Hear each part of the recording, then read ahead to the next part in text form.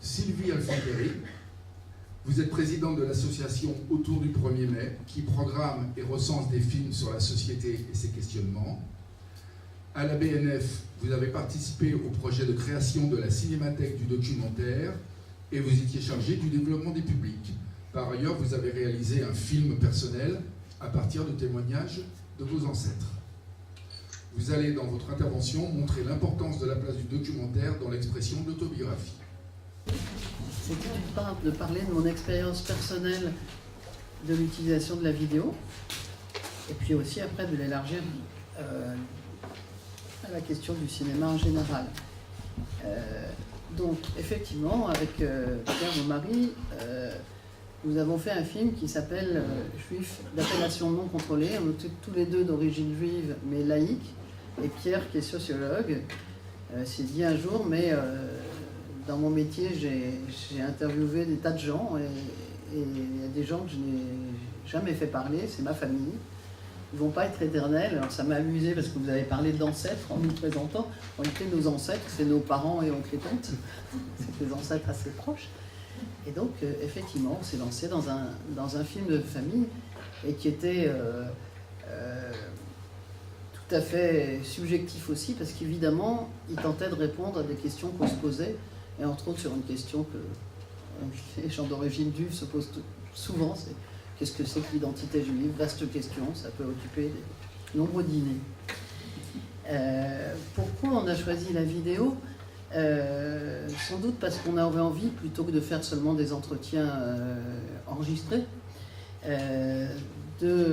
d'éprouver la dimension de la présence sensible de nos parents et de la relation qu'on pouvait tisser avec eux. Ça nous semble très très important dans cette dimension de documentaire autobiographique. La question évidemment de la relation qu'on avait avec eux, de la posture, quelle posture avoir pour mener ces entretiens, c'est entre autres une question que Pierre se demande, il est sociologue, et donc effectivement faire des entretiens avec ses parents, c'est pas anodin du tout quand c'est son travail de s'entretenir. Une dimension nous importait aussi, c'était la question de la transmission, et entre autres à nos enfants, transmettre effectivement ce qu'avaient vécu nos parents au cours du siècle. Et ce qui a été intéressant, c'est que le réalisateur du film, Pierre était les auteurs et nous, ma nièce et moi, avons fait beaucoup d'entretiens et de montage. Mais il y avait donc deux générations qui travaillaient sur le film, Pierre et moi d'une part, et nos neveux qui s'appellent Guillaume et Sophie. Et ça a été très intéressant parce qu'on n'avait pas du tout envie de faire apparaître les mêmes choses dans le film. Alors pour vous imaginer, il y avait 22 heures d'entretien, on s'est entretenu avec 11 personnes et on a fait un film qui dure 1h30 si je me rappelle bien. Donc ça a été compliqué de choisir ce qu'on voulait privilégier. Alors peut-être quelques mots sur sur ce qui nous a un peu étonnés, c'est que je crois que les uns et les autres, on a découvert des récits qu'on ne connaissait pas du tout. Moi, par exemple, j'ai appris, ma mère nous a dit, mon père n'était pas là puisqu'il est mort depuis longtemps, mais ma mère nous a dit qu'elle avait eu envie d'aller en Israël pour découvrir l'expérience des kibbutz. Bon, il se trouve qu'ils auraient été malades et que ça ne s'est pas fait, mais moi j'étais très très étonnée parce que j'étais à milieu d'imaginer que mes parents aient envie d'aller en Israël, d'autant plus qu'on est une famille qui se pose quand même beaucoup de questions sur l'attitude d'Israël par rapport aux Palestiniens. Donc c'était compliqué de s'imaginer qu'en 1948, au moment de la création d'Israël, la question ne se passait pas forcément pour ça. Effectivement, tous nous ont dit que pour eux, la création d'Israël avait été un soulagement. Alors que ce n'est pas du tout ce qui transparaît sur l'attitude actuelle d'Israël dans les interviews, en tout cas de ma famille. Voilà pour quelques mots sur ce film et ce qu'on a éprouvé en le faisant. Alors pour passer au cinéma de façon plus générale, ce que je vous propose, c'est de ne pas trop évoquer la fiction, mais plutôt le documentaire autobiographique, parce que c'est un monde à part entière. Et ce qui ne veut pas dire que la fiction n'a pas de dimension autobiographique, évidemment. Si on prend les films de Fellini, par exemple, comme 8 et demi, la question du thème de la création au cinéma, c'est une question qui se pose, et donc, évidemment, il se la pose aussi à lui-même. Quand les réalisateurs jouent leur propre rôle, comme Guillaume Gallienne dans Les Garçons et Guillaume Attard, c'est évident que Ça a une dimension largement autobiographique. Et puis on pourrait essayer d'évoquer d'autres questions, comme par exemple la façon dont les auteurs comiques se mettent en scène ou pas. Par exemple, Woody Allen, ça paraît évident. D'autres beaucoup moins, parce que Buster Keaton ou Charlot ne ressemblent pas du tout aux personnes qu'ils étaient dans la vraie vie, si je puis dire, où ils avaient solidement les pieds sur terre et c'était pas ces naïfs un petit peu transfigurés qu'on voit souvent dans l'un et dans l'autre film. Donc, pour revenir à l'autobiographie documentaire, ce qu'on peut dire, c'est que l'autobiographie documentaire accompagne l'histoire du cinéma depuis sa création. Les frères Lumière, qui sont avec Méliès les premiers à faire du cinéma, font des films documentaires et ils documentent leur propre vie en faisant des films de famille comme Le repas de bébé qui date de 1896 et de nombreux autres qui effectivement les décrivent et qui dépeignent l'intimité de la vie familiale et ils se mettent en scène comme ils mettent en scène d'autres gens de leur famille. Et après, il y a un grand moment où je pense qu'on ne peut pas retrouver beaucoup d'autobiographies documentaires, et c'est les années 50 qui vont venir voir réellement s'imposer ce genre cinématographique. Pourquoi ? Les années 50, que ce soit aux États-Unis ou en Europe, correspondent au moment où on voit à la fois la naissance des caméras plus légères et surtout du son direct. Le son direct, vous l'imaginez, ça permet de s'entretenir avec des gens et de pouvoir obtenir un son synchrone. Donc, qu'on appelle ça le cinéma direct aux États-Unis ou le cinéma vérité en France, effectivement, c'est le moment où on va voir arriver le documentaire autobiographique. Alors, aux États-Unis, à mon avis, plus qu'en France, de la part de cinéastes comme Jonas Mekas ou Joseph Morder, qui sont les premiers à expérimenter cette méthode, leur volonté, c'est de s'écarter des normes et des standards hollywoodiens, de privilégier des thèmes non commerciaux et de mettre leur perception quotidienne et subjective au centre de leur film. Et ça, c'est très nouveau, parce que quand on regarde les films américains, en réalité, on voit très peu ce mode d'expression arriver. Et donc, par ailleurs, ils ressentent vraiment l'envie de filmer leur présent.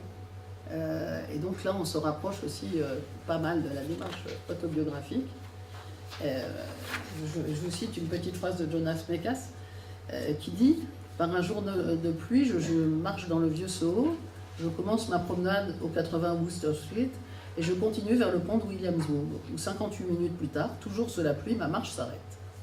Pendant que je marche, je parle de ce que je vois, ou je raconte de petites histoires inédites qui me passent par la tête. C'est là mon premier exercice de vidéo en plan séquence, il n'y a pas de coupe. » Par ailleurs, un certain nombre de cinéastes vont se transformer en ce qu'ils appellent les filmeurs. C'est ce que, par exemple, dit Alain Cavalier, qui donc reprend cette pratique en France dans les années 90. Il a d'abord fait des films très classiques, hein, et puis à un moment donné, il en a assez. C'est le moment aussi où il peut sonner les petites caméras vidéo légères qui permettent d'enregistrer beaucoup plus facilement que le 16 mm. Et donc, il va faire un film qui commence en 1994 et qui terminera en 2005, qui s'appelle Le Filmeur. Plus de 10 ans de sa vie sont filmés, vous imaginez, et le film dure 100 minutes, 1h40. Et il a des centaines d'heures qu'il a enregistrées en ayant sa caméra toujours avec lui. Et donc, effectivement, écrire à la première personne, ça suppose une mise en scène et un questionnement de son existence qui passe par là, mais qui passe aussi par d'autres démarches. Bon, moi, je suis une groupie de Chris Marker, par exemple.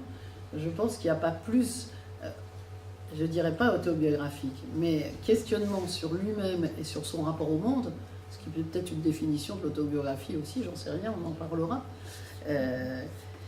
Il a traversé le ciel, il s'est posé beaucoup de questions sur l'articulation entre ses questionnements et l'histoire collective, et ça ressort, à mon avis, dans tous ses films, que ce soit son film La Jetée, comme Le Fond de l'air est rouge ou autre. Et donc, effectivement, quand quand on filme et qu'on dit « je », souvent, quand on est documentariste, on convoque aussi un imaginaire social et collectif. Et parfois, effectivement, les documentaristes intègrent aussi des archives du temps présent, des actualités filmées. Je vous propose peut-être d'évoquer quelques auteurs qui témoignent de cette pratique de documentaire autobiographique et justement ce cheminement entre le je et le nous qui, à mon avis, caractérise très très souvent les documentaires autobiographiques. Bon, on pense évidemment à Agnès Varda. Alors ce qui est intéressant, c'est que Agnès Varda, avant de faire des documentaires autobiographiques, elle commence par contester ce que c'est que le documentaire. Elle va l'appeler le documentaire, puisqu'elle dit, à travers le documentaire, c'est pas parce que c'est du documentaire que c'est la vérité. Et cette question du rapport au vrai, du rapport au réel, c'est aussi quelque chose qui va traverser la démarche documentaire. Et par ailleurs, quand elle réalise Cléo de 5 à 7, je ne sais pas si vous l'avez vu, donc c'est le trajet d'une jeune fille dans Paris. Paris est magnifiquement bien documenté. Alors, est-ce qu'effectivement, ça a un rapport avec elle? Moi, j'aurais un peu tendance à penser que oui. Mais c'est pourtant un film de fiction qui, peu à peu, elle va arriver au documentaire plus autobiographique. Et, par exemple, bon, elle dit qu'elle ne croit qu'au documentaire subjectif. Et son dernier film est une autobiographie, puisque ça s'appelle Varda par Agnès, en 2019. Elle s'éteint en 2019, en 2028. Et donc, vous parlez un petit peu des plages d'Agnès. Alors, ce que je voulais vous dire, c'est que dans l'article qu'on nous a demandé de remettre, comme l'association dont je fais partie, qui s'appelle Autour du 1er mai, a créé une base de films sur le cinéma et la société, avec des fiches qui permettent de retrouver les films, tous les films que je cite, si je peux, parce qu'ils ne sont pas tous distribués ou pas tous consultables, j'essaierai de vous dire où vous pouvez les voir. Ça sera moins frustrant que d'entendre parler de films comme ça. Donc, en revenant sur les plages qui ont marqué sa vie, vous savez qu'elle aimait beaucoup la mer et les plages, elle a inventé une espèce d'auto-documentaire, puisqu'elle se met en scène avec des extraits de films, des images, des reportages aussi. Et puis aussi, elle parle de ses débuts de photographe. Vous savez qu'elle a été photographe au Festival d'Avignon. Évidemment, de sa rencontre avec Jacques Demy, de son engagement féministe, de ses voyages à Cuba. C'est-à-dire qu'on va retrouver finalement toute sa filmographie et tout son trajet personnel à travers ce cheminement. Quelqu'un d'autre qui, à mon avis, est très important dans ce domaine, c'est une cinéaste qui s'appelle Dominique Cabrera. Je ne sais pas si vous la connaissez. Et bon, c'est à mon avis une des cinéastes qui s'attache le plus à la relation qu'elle entretient avec les gens. Et c'est vrai que qui dit film, à mon avis, dit relation avec quelqu'un, enfin avec la personne qu'on filme. Donc elle dit, on ne filme pas seulement une personne, on filme la relation qu'on a avec cette personne, on filme entre nous deux. Et elle dit aussi quelque chose que j'aime bien. J'aime vraiment quand il y a quelque chose de vivant dans une séquence, quelque chose qui fait sentir la complexité de la vie, comme l'herbe pousse par les deux bouts. C'est beaucoup plus beau quand on arrive à faire apparaître la couture et le tissu cousu. Je trouve une très belle phrase. Et donc, je vais vous parler de deux films. D'une part, le premier film qu'elle a fait à la sortie de son école de cinéma, je crois qu'elle a fait l'IDEC. Ça s'appelle Ici et là-bas. Ça date de 88. Et donc, c'est la première fois qu'elle va exploser. Elle est d'origine pied-noire. Elle vivait en Algérie quand elle était petite. Et donc, elle fait vibrer finalement le passé de sa petite enfance en interrogeant le départ forcé d'Algérie, mais on est en 1988. Donc, elle va mettre en scène toute sa famille dans la maison qu'ils habitent dans le Ouaret, si je me rappelle bien. Et elle choisit, et ça on en reparlera, une démarche de type amateur film de famille, c'est-à-dire qu'elle filme sa famille et la questionne sur ces questions de rapport à l'Algérie. Et sa mère dit, en regardant la caméra, « Tu as aujourd'hui l'âge que j'avais quand j'ai quitté l'Algérie ». C'est plutôt assez émouvant. Et par ailleurs, ce qui est drôle, c'est que Dominique, à ce moment-là, elle a recours à des effets spéciaux qu'elle réalise avec des moyens assez modestes pour dit-elle, subjectiver la réalité, et ainsi le salon prend feu sous nos yeux. Donc est-ce que c'est effectivement l'espèce de rupture qui a constitué son retour en France? Et donc, finalement, elle explore son outil dans un univers domestique avec son entourage. Et effectivement, elle joue complètement sur le cinéma amateur. Ça, on en reparlera parce que c'est une des questions que je voudrais vous poser. Un autre film, réalisé par Dominique Caméra, c'est Demain et encore demain.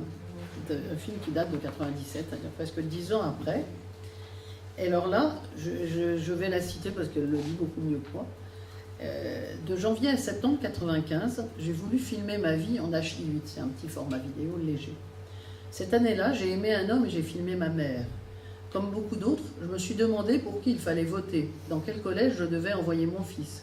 C'était la même question, celle de notre devenir collectif et du libéralisme triomphant.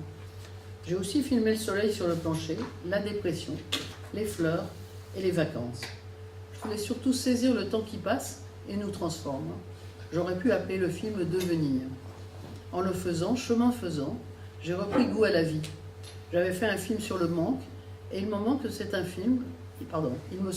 un film sur le bonheur d'une femme banale mais cinéaste, 3 ans avant l'année 2000. Un autre film dont je voudrais témoigner, c'est un film d'Eric Powell, qui est belge. Je ne sais pas si vous le connaissez. Ça s'appelle Lettre d'un cinéaste à sa fille. Ça date de 2000. Et donc, le cinéaste essayiste Eric Powell s'interroge sur les valeurs, les émotions, la culture et la vision du monde qu'il souhaiterait transmettre à sa fille. Et c'est très émouvant parce que, effectivement, il n'a pas du tout envie de délivrer un message à sa fille, ni de lui donner une leçon de morale ou de vie ou des choses comme ça, mais il cherche à lui transmettre, dans sa façon de voir le monde, un regard qui est déjà un usage du monde. Ouais, ça fait évidemment penser à Nicolas Bouvier. Je vous conseille vraiment de voir ce film parce que c'est un film extrêmement émouvant et sur la question de la transmission et d'une relation qu'on peut tisser avec un enfant à travers le cinéma, c'est magnifique. Alors, à d'autres films, enfin, qui là va plus plonger dans l'histoire collective, c'est le film qui s'appelle Histoire d'un secret de Mariana Otero. C'est donc le récit de l'enquête que Mariana Otero mène autour de la mort de sa mère, qui est morte d'un avortement. Et évidemment, on leur a caché cette histoire tout le temps. Et c'est même devenu complètement tabou. Et donc, l'histoire du film, c'est l'histoire d'un deuil impossible entre les deux filles, le mari de cette dame. Et c'est l'histoire à la fois de milliers de gens à qui c'est arrivé. Et ce film est très émouvant parce qu'à la fois, il est complètement individuel, puisqu'elle-même fait l'enquête très concrètement. Elle retourne dans la maison de sa mère, elle retrouve des lettres, enfin, elle arrive à recouper tout ça. Elle ne le sait pas avant, hein. Elle le découvre en faisant le film. Et donc, le scénario, c'est l'histoire d'une enquête, d'un dévoilement progressif, et donc, qui propose au spectateur de parcourir le même chemin que ce qu'a parcouru la réalisatrice. Et par ailleurs, dans sa façon de filmer, sa mère était peintre, ses deux parents étaient peintres, et elle cadre avec soin des plans fixes, avec une lumière qui est très atténuante et qui est de plus en plus éclatante.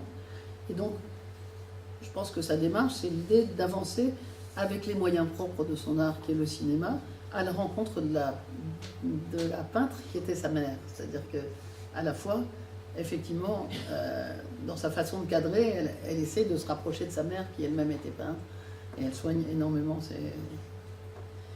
Et elle parle, elle dit que ça a représenté un double deuil. Non seulement elle a perdu sa mère dans la réalité, mais aussi dans son imaginaire, puisqu'on lui interdisait absolument de faire référence à sa mère. Donc elle dit le travail du film, c'est à la fois un travail de deuil et de justice. Donc ça, c'est quelque chose qu'on va retrouver souvent, enfin, pas souvent, mais assez fréquemment dans les documentaires. C'est cette dimension de se faire justice, finalement. De faire justice. Donc, pour conclure, j'aurais 2 questions à vous poser, parce que je me suis dit que c'était intéressant d'interagir avec vous, qui êtes plutôt des écrivains. C'est d'une part la question du narcissisme. Pourquoi le narcissisme? Parce que, à ce propos, je voudrais évoquer un film très important aussi, à mon avis, qui s'appelle L'Exil à Sedan, qui est de Michael j'arrive jamais à le prononcer, Gomnitz, pardon, et qui date de 2002. Donc lui est français, mais son père était allemand, rescapé des camps de Buchenwald, de Mauthausen, et il est venu habiter à Sedan, après la Deuxième Guerre mondiale. Or, il y a un sentiment anti-allemand très très fort à Sedan, ils ont été victimes de plusieurs guerres, et donc son fils se demande pourquoi il est venu à Sedan. Et donc il va mener une enquête pour comprendre ce qui fait qu'il s'est exilé à Sedan. Par ailleurs, ce qu'il faut savoir, c'est que son père était peintre, et il a complètement laissé tomber la peinture. Il a interdit à son fils, Michael, qui voulait être peintre, d'être peintre. Et ce qui est intéressant, c'est que dans le film, du coup, Michael utilise la palette graphique, donc une technique vidéo pour faire de la peinture, pour raconter effectivement et poursuivre un chemin qui lui permet de comprendre pourquoi son père a agi comme ça. Et donc, une jeune dame qui écrit souvent sur les documentaires a dit « Exil à Sedan, c'est beaucoup plus qu'un récit, c'est un acte ». Gomnitz affronte ce que Michel Léris, vous connaissez sans doute, appelait la corne du taureau, c'est-à-dire le prix à payer pour que l'autobiographie ne soit pas narcissisme vain, pour que l'œuvre ne soit pas un faire-valoir pour l'artiste, mais un acte où l'homme entier s'engage. Alors j'aimerais savoir si c'est des choses qui vous parlent dans votre démarche d'écriture. Ça serait la première question que j'aurais envie de vous poser pour conclure. Et la deuxième, c'est une question que vous vous posez peut-être aussi, c'est la question des rapports entre amateurs et professionnels. Comme on a vu, donc Dominique Cabrera, délibérément, elle a choisi de faire un film amateur alors qu'elle se destinait à être une cinéaste professionnelle. Et donc, on se rend compte que la question de la narration amateur, ça relève d'une identité esthétique à part entière. Et je trouve que c'est quelque chose d'important parce que je pense qu'on n'en aura jamais fini, et ça date de Condorcet, d'étudier les relations entre les amateurs et les professionnels dans tous les domaines. Et je pense qu'effectivement ça s'illustre parfaitement dans le cinéma documentaire, mais peut-être aussi dans la démarche autobiographique.